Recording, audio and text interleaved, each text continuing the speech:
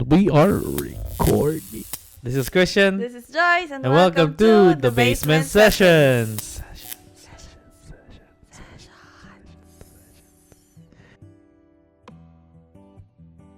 Ang weird, naririnig ko yung boses ko. Nag-e-echo siya. Kasi naririnig ko yung boses ko sa mic mo eh. Anyway, so magti-thank you muna tayo dun sa mga nakinig or kung meron man or nanood. Ikaw na mag-thank you. Nung first episode na sobrang gulo, walang ka-structure. Bear with us as we learn. We're still learning. But thank you kung meron man. Kung wala naman, thank you for watching. This is episode number 2. Yeah, episode number 2. First official episode So, today's episode is About Adulting adulting. 101. Yeah, Adulting 101. So, disclaimer, this is our opinions. Yeah. Opinions lang, based on experience, based Yes. on what we've been going through the past few years and until now, and maybe for the next few years. So, come along as we Yeah. explore. As we learn and grow Yeah. with adult, as we manage to maging expert. Hindi na expert, at least Yeah, experience. experience. Let's be wiser all together. Yeah. So, what is adulting for you? Adulting for me is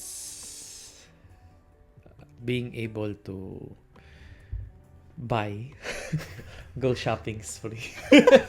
Hindi, So we're not going through adulting kasi we can't do shopping spree. yeah. Hindi, joke lang. Adulting is, for me, is being able to provide or what do you call it? Ba't ang seryoso nung sagot mo ngayon? Bakit yung nauna nating na-record, hindi na ganyan? Ay, pangalawang record do. Joke lang. Adulting is being able to To pay the bills. pay the bills. Adulting. Adulting for me, it's still the same. Kasi, para sa mga nagtataka, kasi pangalawang record na po namin. Kasi Hello, unang, ang pangit po na. So, kung pangit tong audio na to for you guys, mas pangit yung nauna. So, Yeah. inuuna na. second Inuulit take na lang. na. Second take na to. Trying the Trial new, and error. Yeah. So, yeah, adulting for me is responsibility. Being responsible with everything. In terms of, responsibility in terms of what? Responsibility in terms of doing what is right, paying the bills, supporting your family, not just in finances, but Mhm. also like, Just being there for just them. being there, not just physically, but emotionally, mentally, yun. Pero mostly, adulting doesn't mean you have to be there for others but not be there for yourself. Yeah. So basically, you can be there for other people. You Yeah. can be a support that other people need, but at the same time, at the end of the day, the most important person who needs your support is yourself. Yeah. Don't give out too much energy to people. Especially if they don't reciprocate. Even if they need your support. Yeah. Being adult is knowing to when support your own. Give most of your energy or time to yourself rather than wasting your time and energy with other people that does not reciprocate. Yeah. Doesn't your- give the same energy as Yeah. you do. Yeah. So, yun. That's adulting. When did you start feeling as an adult? Kailan ba? Siguro nung college ata. Nag-iwan na naman yun sa'yo. Ano ba yung sagot ko nung... Sabi mo na nag-work ka na. Yeah. Anyway, sige. Kung ano, Hindi, I mean, whatever comes to mind. Some adulting Some adulting stuff. started when I was in college because mag-isa ako noon sa bahay. So, I had to learn to cook by myself. Mostly cook lang kasi linis ng bahay. Medyo naglilinis naman pero Hindi polido. hindi pulido ka. Kung Hindi ka- baga kung nandun si tita, hindi papasa yung linis mo sa linis niya. hindi pa sa linis mo, sa linis ni mami, di ba? Pero, yun, I've started realizing or trying to become an adult when I started working. Yeah, because I was able to earn my own money. I was able to support my parents and my family. Kahit paano, nakapagbigay. At the same time, I've experienced the real world. Kasi, if you're in high school or in college, somehow you're covered or your eyes is not open through yung katotohanan ng mundo. Pero some college or high school or people, they're already parang namulat na yung mata nila sa maaga na silang namulat, sa especially responsibilities. sa Philippines. Yeah. Dahil nga yun, basta I mean, para sa akin doon nag-start yung adulting na when I started earning my own money. Kasi naranasan ko na yung pinaghirapan mo yung pera mo, 80 hours for 2 weeks or minsan 24-hour shifts ka sa trabaho, dire-diretso. So, doon ko na-realize yung value ng money and becoming an adult. Ikaw, kailan ba nag-start or kailan mo na-feel na nag-start ka ng adulting? Kung personally, kung iisipin ko kung kailan ko na-feel yung adulting, technically, based on experience, it's gonna be when I started working. Ba't din sagot mo Iba din. Sabi hindi, mo nung college. Hindi. Kasi, okay, the story behind it kasi, when I was in college, we had this professor. Kasi usually, di ba, as a college student, first year college student, parang nandoon ka pa in the middle of being a high school student and starting to be a college student. Kasi yung batch natin, nag-start tayo, hanggang 4th year high school lang tayo. So, hanggang grade 10. Kung iano mo lang. So, we started college at a very young age, at 16 years old. Yeah. Unlike pero the kasi, new generation, they're starting off college at a little bit matured age, which is at 18 years old. Pero, like I said nga dun sa hindi naman kasi talaga nababase sa edad ang maturity or adulting. You can expect somebody to be mature just because they're like 25. It really, parang depende talaga siya sa face ng tao. Especially guys. Alam ko may studies doon na guys mature later than girls. Yeah, that's true. So, yun nga. So, back to the I was in first year college yata nun may professor kami na kasi sobrang ingay ng classroom ng block ko. So parang tapos may nagtatakbuhan sa hallway, tapos padating na yung professor, so may pumasok sa room. Nandiyan na si ma'am. So everybody was like, okay, go back to your seat. But then maingay pa din, daldalan pa din ng daldalan, tapos ang gulo-gulo. So sabi ng professor, you guys should act your age. You are not kids anymore. You are not in high school anymore. Yeah. You guys are starting your college life already. And after college, you'll be entering the real world. So, might as well act like an adult. Parang ganun. Yeah. And also, based on Google kasi, young adulthood starts from 18 years old to 22 or to 25. Okay. And then the late adults is 25. like 25 to late 20s or like early or 30 ganyan. Yeah.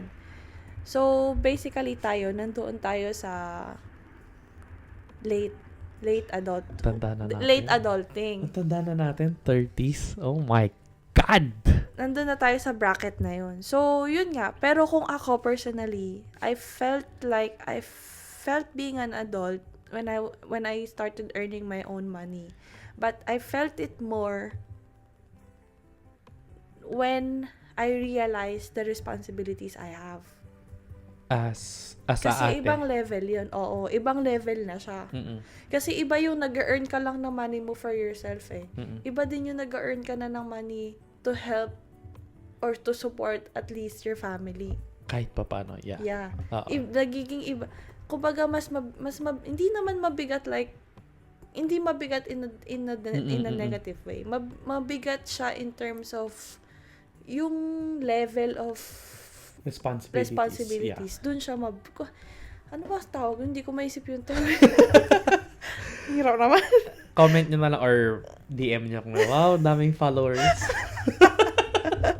Anyway, so yun, dun ko na-start yung magiging adult. Well, totoo naman yun. Adulting is different when it comes to people. It depends on your phase in life. Yeah. Like, some people or some people do start their adultinghood or adulting in a very Bata young pa lang. age. They had to support their sarili Parang meron nila. ako nun classmate sa college. He had to work part-time to support himself. He had to work and support para lang makapag-aral siya. Yeah. So for him, his adulthood started at a very young age nga. Unlike us, we started adulthood, so let's say, after college. Yeah. Kasi we had the support of parents. Yes, we They did. they pay the bills, Yeah. they pay the school fees, we get allowance. Yeah. Yeah. So So, shout out hindi sa ganun mga Working student. working student. Yeah. Lalo na yung mga working student na, student athlete pa. May ganun ba? Wala akong kilalang ganun, pero meron ako alam na ganun Maraming mga ganon na student. Oo. Kasi, di ba, usually, pag student athlete, scholar eh. Scholar, oo. So, mas grabe yun. Mas mabigat Kasi may work talaga sila, siya. tapos kailangan pa nilang mag-attend ng training, Yeah. kailangan pa nilang mag-compete. Yeah. Yeah. So, So, shout out sa mga student na gano'n. Yeah, sobrang kudos sa mga estudyanteng gano'n na napakasisipag. So, Anyway, so yun na nga. So, we will be discussing adulting 101. 101. Based on our experiences. Based on our experience lang. So, whether... Bibigay kami ng tips and tricks kahit papano to make it a little bit easier. Kasi, adulting, nobody says is gonna be easy. Yeah. Nobody gave us like a rule or a guide. Yeah. Well, wala naman talagang natural guide or rule how to become an adult. It's up to you to figure it out. Yeah, you on really your have own. to figure it out on your own. But, siguro, if there's one thing that the younger generation should know is that adulting is not just about graduating from school and being able to buy the things that you want na ayaw ibigay ng parents nyo because it's not really a need. Yeah. It's way more than that. Yeah. You just have to find the balance between having fun as an adult and taking life a little bit seriously. Yeah. You don't have to take it too seriously And you too don't lightly. too lightly. You have to balance it out. Kasi if you take it too lightly, you're gonna suffer in the long run. Yeah. But if you take it too seriously, you're gonna Wala suffer. namang fun. There's no fun on the for the present. Yeah. But sometimes kasi if you take it too seriously, you're basically setting up your future for yourself for the future na agad. Regrets. I mean, pag na-reach mo na yung point ng a certain adulthood na sinet mo for yourself, you will look back na, ay, sana pala ginawa ko to nung So, nung our nasa goal, 20s pa ako. Ganun. yeah, the main goal should be for you not to have regrets when you get to elderly stage na of your life. So, magbibigay lang kami ng 5 notes lang. Yeah. And then we'll discuss that one by one. So, mauna na ako. Not really discuss, like give our insight Yeah, on that insights one. lang. Yeah.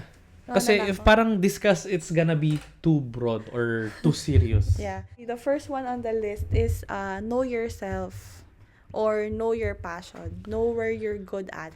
Know what you like doing. Basically, yeah, know yourself. It's very important na kilala mo yung sarili mo while you're going through adulting Mhm. because in the process, most of us, we lose ourselves. Yeah, that's true. Like, we lose na interest. Ano ba talaga? We lose interest na parang, paano ba? Nawawalan tayo ng ganang gawin yung mga bagay-bagay. Even if it's something na we really wanted to do. Kasi nga, nawawala yung sense of self mo. Yeah, that's true. Hindi mo na alam yung ano yung gusto mo, ano ba yung passion mo, ano ba yung yung purpose mo. Mhm. May mga ganong questions na dadating in the process eh. Yeah, that's So it's true. very important na naka-fix yung core mo, yung values mo, para kahit na may mga mahirap kang pinagdadaanan or pagdadaanan, stable yung self mo. Even if everything else is like falling apart, it's parang it's okay na mag-fall apart yung ibang bagay, but not you. Yeah. Kasi kapag ikaw na yung Nag-fall apart. na-break, it's very hard. Yeah, it's when you have your core and value intact in your life, it's gonna be a little bit easier for you to bounce back through difficulties or struggles. Yun nga, sabi mo na if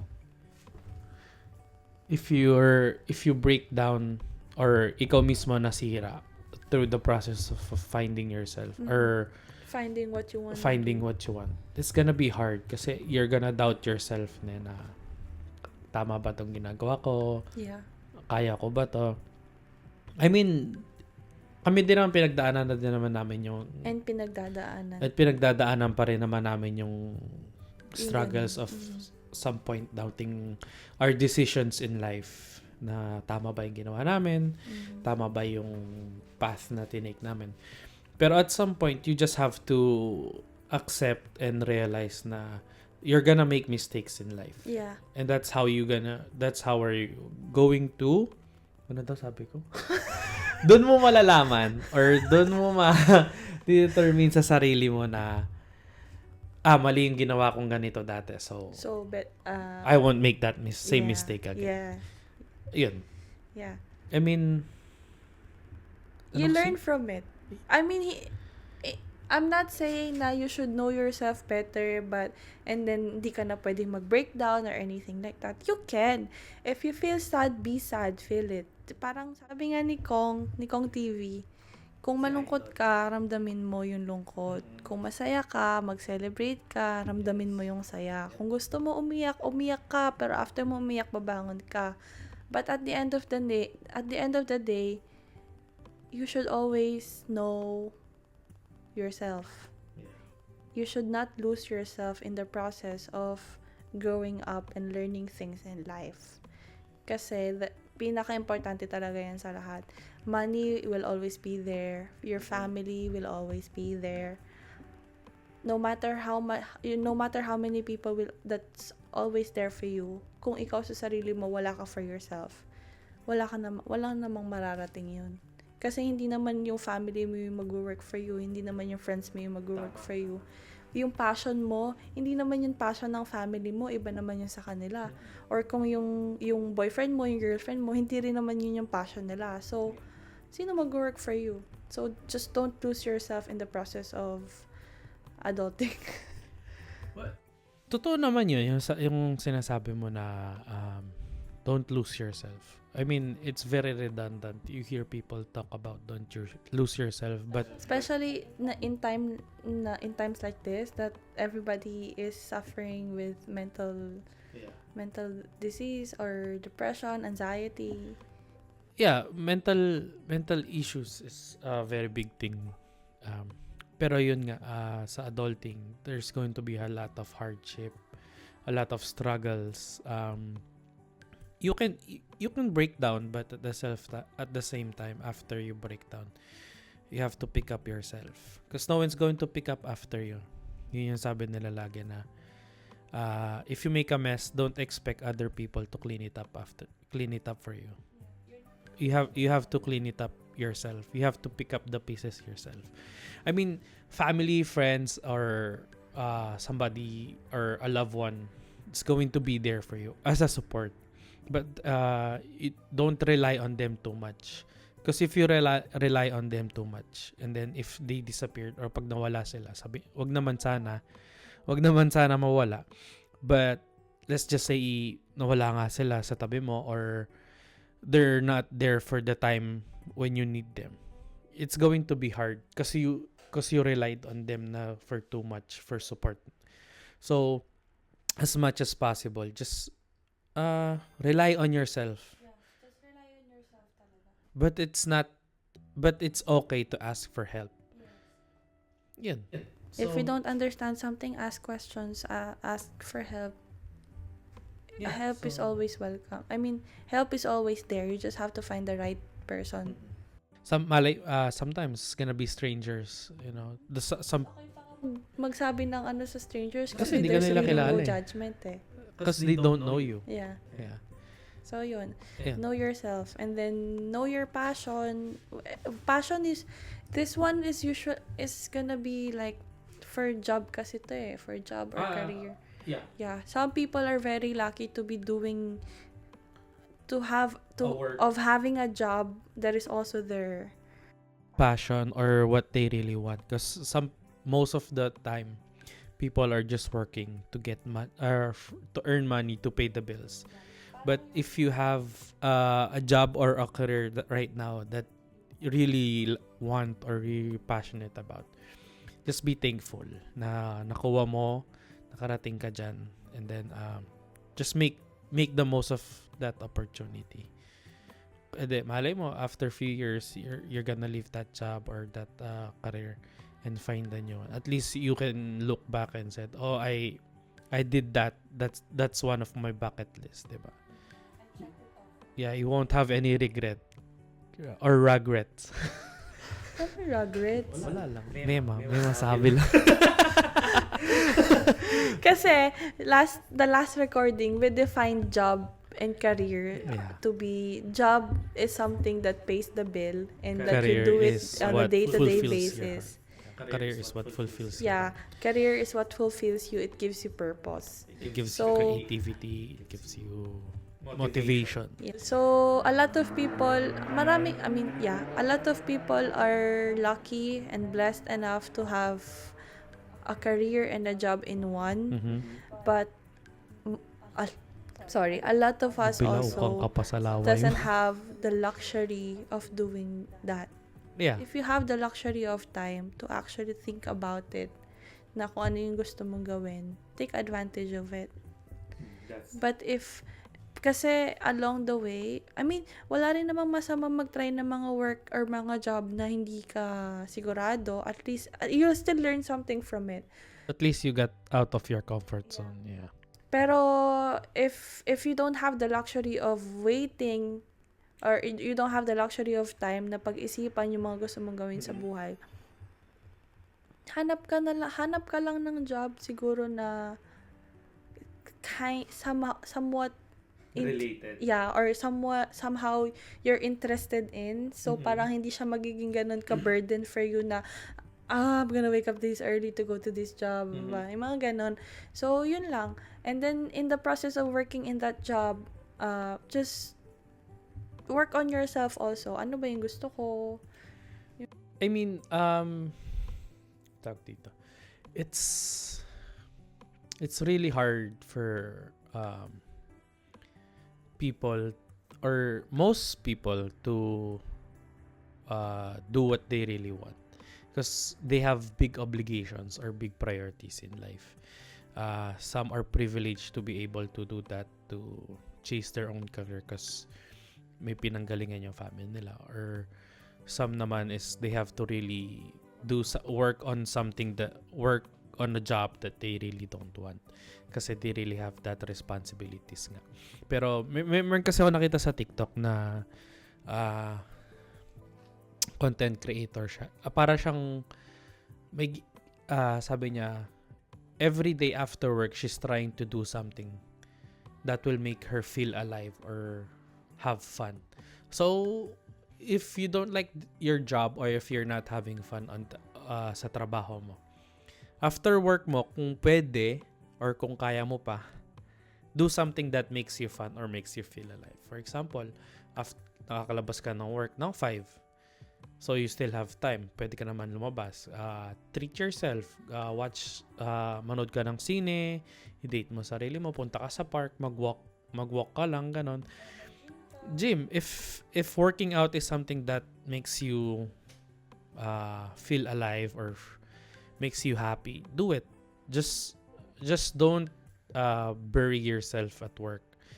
na you're too focused on your work na hindi mo gusto, tas wala ka pang sa life outside sa work, that's too much. It's like you're killing yourself too early na.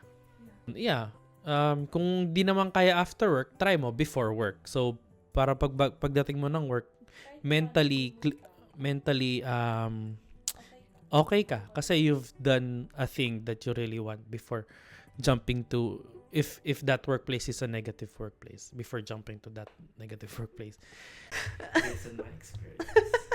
In our case, this is the one that takes us off of the job. So sa umaga, gym, podcast, or minsan maglalaro ng computer games just to get my mind off before going to work. Parang work again to pay the bills. Keep paying the bills. Keep paying the bills. Pwede po bang umasa na lang ulit sa magulang? Mauwi na lang ako. Mami, baka naman. Tulungan ko na lang kayo dyan. Hindi, pero Paglalaban na lang kita, bayaran mo na lang ako. ayaw ko maglabay. That's the first tip or advice we can give based on our experience. Sorry kung medyo ganon yung ano namin. It's just we're speaking our minds. Because, yun nga, we really like to talk about a lot of stuff. So, please bear with us. Advice number 2. Regarding, budgeting. Finances. Finances Managing your finances. is a very heavy subject. Ano lang, try to control yourself. That's it. Especially because when you start earning, you start thinking na, I can buy this because I didn't have this before. Hindi ko nakukuha to dahil naka-budget lang ako sa allowance. Pag may gusto kong bilhin, tatanong ko yung parents ko or sabihin ko, gagawin ko to, bayaran niyo ako. Diba? Lagi may condition. Pero since you earning your own money na, you get this thought that, pera ko naman to. Why not treat myself, diba? Pero minsan, too much din. Instant gratification. Yeah. So, minsan okay din yung, not minsan. Most of the time, mas okay ang delayed gratification Yeah. kaysa sa instant gratification. So, Unless you really need yung Yeah. bagay na you just have to weigh. Di ko na sino nagsabi sa akin nun eh. Basta hindi ko makakalimutan yun. Before you buy something or buy a clothes, buy a gadget or something. PS5, di ba? Ako. Dahil you have to weigh it if you really need it or if you just want it. Because sometimes we just buy something because we just want it because we never had it in our life. Or you or I wasn't able to buy that stuff with my own money. Kasi it's different now when it's your own money. So, yun. Just always weigh. Kunyari, hawak mo na yung item sa kamay mo. Mag-isip ka muna for 10 seconds. Bitawan mo yung item. Lakad ka muna. Tapos, pag-isipan mo talaga, if you buy it, is it gonna benefit you on the future or is it just gonna benefit your wants right now? Actually, meron akong napanood dyan. Hindi ko matandaan kung kanino ko siya napanood. Sabi niya, kung halimbawang may bibilin akong, bibili ng MacBook or bibili ka ng camera, new camera, ganyan. Hindi mo pwedeng polo shirt lang. Hindi. Ito kasi yung mga parang Wants talaga naman. Oo. Sabi niya kasi, if, for example, I wanted to buy something, if I bought it, I'm gonna make sure that I'm gonna make something from it. Yeah, that's true. Kumbaga ROI mo dun sa ganun. Oo, parang ganon. So, kung halimbawa yung mga content creator, Yes. even though na bumibili sila ng mga talagang sobrang mamahal na equipment, ganyan, it's okay kasi they're getting something out of it. Yeah. They're getting an ROI from it. Yeah. Pero, like, yun nga, tas meron pa isa, si Chris Uy to yung nagsabi. Sabi niya, Idol mo talaga si Cristo. yes, that's why we're doing this. Sabi niya, ito yung mga big purchases na talaga to ha, like luxury brands na to. Sabi niya, before she buys something, like for example, a Chanel bag, i-check niya muna Yung price. yung bank niya, kung yung laman ba ng bank nila is kayang bumili nung bag na yun 10 times.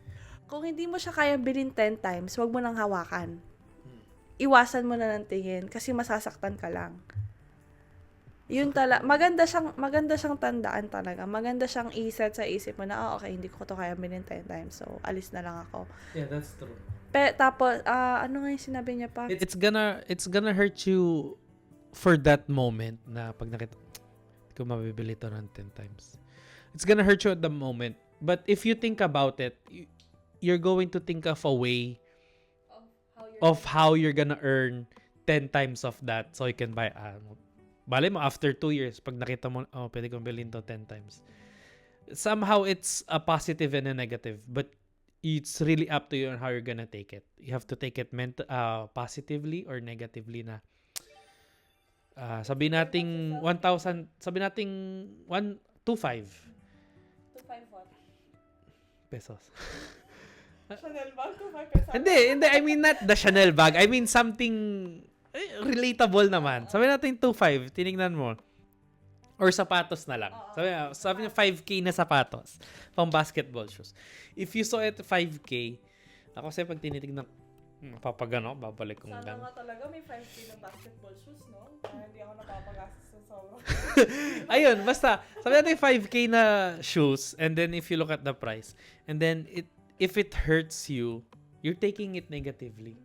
Kasi ego mo yun. Sasabihin ng brain mo na, you're broke. You don't have this. But if you take it positively na, I have to work harder. I have to find a way to earn. I have to find a side hustle. Ganon. So, it's really up to you on how you take those stuff na advice ng mga ibang tao. Pero don't restrict yourself too much naman. Yung parang gusto mo lang bumili ng meal sa McDonald's, sabihin mo, may pagkain naman sa bahay. Pero gustong-gusto mo na. You had a good day. You did a great job. Why don't you just buy like a small burger or something? Hindi, wala mo pag nakita. Sabi nila sa podcast, 10 times na ito. Hinga muna. Sinisipa tayo. Sabi ni Chris, 10. Burger lang eh. Minute burger. Angel's Burger na nga lang. Buy one, take one eh. Unang kagat, tinapay lahat. Yun. Be mindful of your spendings. Pero, don't do it too much also na parang you're restricting yourself too much na minsan kasi nakaka-affect din siya kapag dinideprive mo yung sarili mo. Wow, based on experience. Yes, kaya nga tayo may budget ng shopping. Joke na. Ayun, so that's the our budgeting. second. Hindi kami expert sa budgeting, so wala talaga kayong makukuha sa amin na may sense. Yun lang, we're still learning budgeting and saving. So, And the third one is do not rush or baby steps. yeah. We all have different time frame. We all have different multiverse, charot. Then we all Shout out. may iba-iba tayong timeline. Yes, that's true. So, hindi dahil yung kaklase mo nung high school ay kinasal na, kailangan pati ikaw ikakasal na. Hindi dahil yung batchmate mo nung college ay manager na, kailangan manager ka na din. Hindi. Kasi nga, we have different time frame. Yun nga, yung sabi ko nga dun sa unang recording natin about this topic is yung nakita ko sa TikTok. So, sabihin ko na lang ulit para maganda naman pakinggan. Joke lang.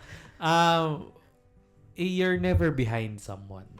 Because, yun nga, sabi nga ni Joyce or ni Ibion you have your own timeline. It's never going to be a timeline of others. You're never going to be behind others.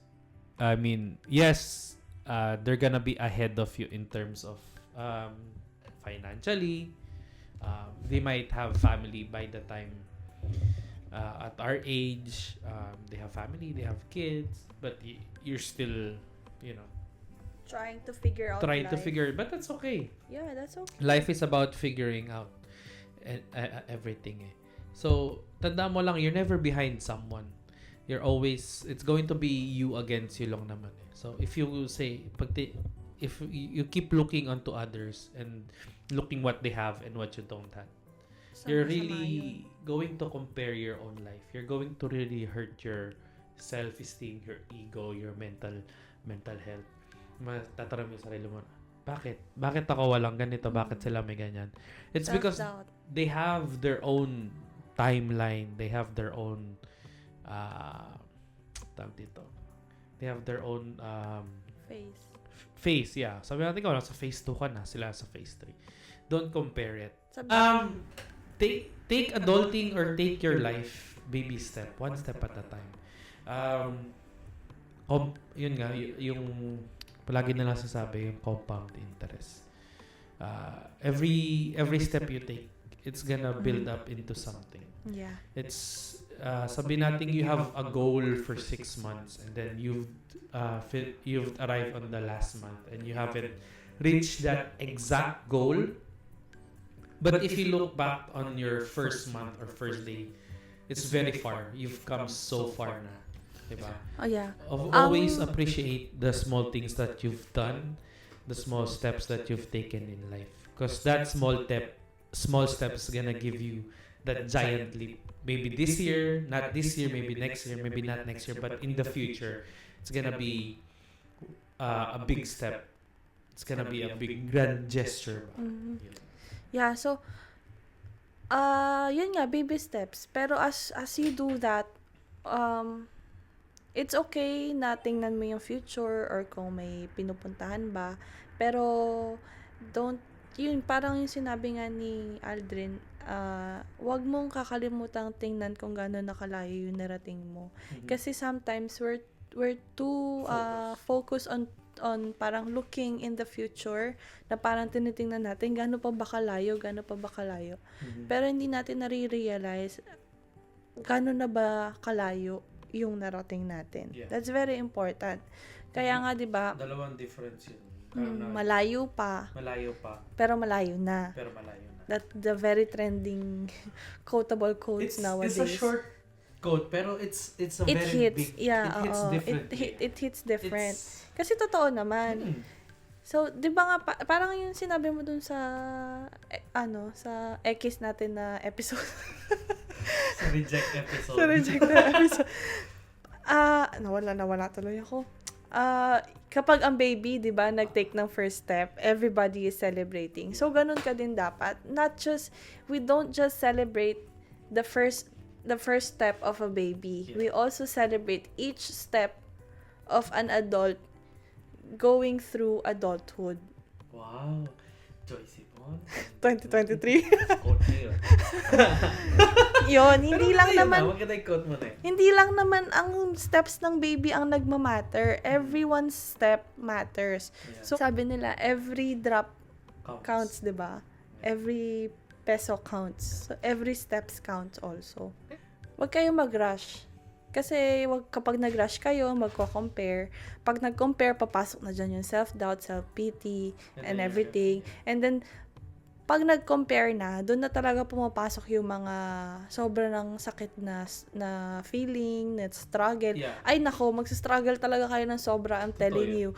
You're gonna shed a lot of tears kapag ginawa niya yan. Yun nga, yung sabi ni Gary V, hindi si Mr. Energetic. Yung si Energy, pure energy. Energetic Mr. na. Energetic. Sorry, hindi kasi ako sa ng Filipinos. Kanya, bro. Yun ang sabi ni Gary V. Some people in our age, around mid-20s or early 30s, they always think na, I'm too old. I'm too old for this na. I can't start it anymore. Kasi pag nakita nila na, may 20 years old na gumawa nito. Anong 20 ako, anong ginawa ko? It's never too late to start something. It's never too late to do something. Especially right now, you just have to take one step at a time. Like kami, this podcast, we're taking it one step at a time. We're not expecting to become a big podcaster within this year. Hopefully, podcaster, shout out. Hopefully by, some years ahead, we don't know what's gonna happen. But for us, this is our baby step. We really like talking about stuff, about something. Kahit ano na lang pinag-uusapan namin sometimes. So, yeah, join us in our baby steps. Yeah, as we join you in your baby step. Tingnan mo lang kung ano na yung na-achieve mo, ano na yung narating mo. Celebrate small wins kasi small wins matter. Hindi magkakaroon ng malaking win kung walang small wins. Hindi, actually, yung pang-apat kasi talaga, don't be too hard on yourself. Na halos na-discuss na din natin yun kasi sa ano. So, yun lang naman yun, don't be too hard on yourself. Wag mong parusahan yung sarili mo sa mga bagay na hindi mo pa na-achieve dahil marami ka nang na-achieve, girl. Boy. Bakla tomboy. Buti kay baboy. Joke lang po. So, yun. And then, yung last na is golden rule. Actually, galing kay Google tong golden rule. Follow the golden rule. What is the golden rule? Dug, dug, dug, dug, dug. Sige, lagyan na natin sound effects ng tug, tug, tug, tug. So, the golden rule is always be kind to everybody. Parang yung sabi ni Angelica Panganiban dun sa Star Magic Ball yata nila yun, or hindi ko matandaan eh. Sabi niya dun sa mga younger generation, you have dapat lagi kayong mabait sa kahit sino man daw ang nandoon sa set. So, sino man yung nakakatrabaho nila, mapa-PA yan, janitor, makeup artist, lahat, creatives, director, everything. Kasi you'll never know kung sino doon yung mga magiging boss mo in the future. Yeah, that's true. Like si Charo Santos na dating PA, which is naging head ng Dear Charo. ABS-CBN. So, yun lang. So, sabi ko nga doon sa rejected na podcast na episode is walang price sa pagiging kind. Yeah, And ganun it's din. always good to be on the upper hand. Kasi if you're treating everybody nicely and they didn't do it for you, it's okay. So, dadma na lang. So, ayaw nyo maging nice sa akin but I am to you. So, dadma na lang. Ganun na lang ang buhay. You have to choose your battles kasi hindi lahat ng bagay kailangan dapat mo pagtuunan ng pansin o kailangan mo labanan. Kasi hindi naman lahat ng tao maiintindihan ka at hindi rin lahat ng tao maiintindihan mo. So, at the end of the day, be kind and respect everybody's perspective and opinions. Okay, that's it. Wala na akong masabi. Sinabi mo na lahat eh. Pero yeah, ako di ko naman I can't say na I'm kind to everybody kasi I'll be a hypocrite for that. Wow, hypocrite. Thank you. Yun. I am kind to selective people. It just depends on how you treat me. Siya kasi, kung hindi mo ko iti-treat ng nice, I won't treat you nice also. Ganun kasi siya. I mean, that's feeling ko I've learned that as I was in the adulting na some people will treat you up front with smile, and then once you turn your back, they have so much shit to say to you. So just your emotion is a powerful. Don't let it control. It's a powerful. Sometimes I do let the emotion get the best of me, but it's something that we're something especially me I'm working on. Yeah, kahit naman ako, Diyos ko, kung alam, may mga pinatulan na din naman ako before na hindi rin maganda ang naging kinalabasan. Yeah, we're not going to sit here and pretend that we're kind, were Pero, a good person. piliin nyo din yung mga papatulan nyo. May mga pwede kayong patulan, yung mga talagang sumasobra na. Hindi ko gina-justify yung pagpatol ko before. Sa. Sa susunod na lang. Anyway, yun nga. Pipiliin nyo din. Basta choose your battles and always be kind. Yeah. May gawin man sila sa inyo, you did your part. You were nice to them. You were nice enough to them para wala na silang masabi sa inyo. Yeah. We were always the bad guy. I Well, mean, we that's were once the bad guy, and we will Always. we will still be a bad guy at some point. Yeah, that's basically the golden rule. It's always be kind to people as much as you can. As much as your patience can handle. Kung medyo na-take over na kung medyo na-take Take over over ka na ng kayo emotion. emotionally, lumayo na lang muna kayo. Take a And step then, back. Yeah, To take a step as back. as many steps as you can. So be mindful of what you say, what you do, what comes out of your mouth, especially the words that comes out of your mouth kasi you can never take Really it back na. Yeah, so basically, yeah, that's the golden rule. Yun. So yun. That's our adulting 101. Yeah. So So yun nga. So Yeah, that's so adulting 101 basically, with us. adulting tip 1 is Know yourself. Know yourself. Know your passion. Yeah. yeah. Number 2, Number 2 is how managing your finances. huwag magpabuto. Huwag Number magpadubudo. 3 It's is okay to babies. heal your inner child but not too much. Number 3 is baby steps. Baby steps or do not rush. That's number 4. Do not rush. No, that's together. To get together forever. And then number 4 is don't be too hard on yourself. And number 5 is Number 5 is follow the golden rule. That's probably the most important. No, next to Baby step. next to know yourself. Really? Sige, kung irarank mo. Yan. Okay, irarank ko. Number 1 would be for me number 1 being the most important and number 5 being the least. Number 1 would be follow the golden rule. Okay. Number 2 would be know yourself better or know your passion, know what you love, know what you wanna do. Number 3 would number 3 no? 3 ka na. Number 3 siguro is do not rush. Nice. And then number 4 is don't be too hard on yourself. Oh. And then number 5 is yung budgeting. Huli talaga yung pera. Huli talaga yung pera sa atin dalawa. Sa'yo. Sa akin, siguro kung irarank ko sila, 1 is gonna be baby steps. Number 2, finances. Ano? The golden rule. Bad. So, number 1 is baby steps. Number 2 is don't be too hard on yourself. Number 3, ano kasi number 3 natin? Ano kasi number 3? Tingnan ang kodi ko natin.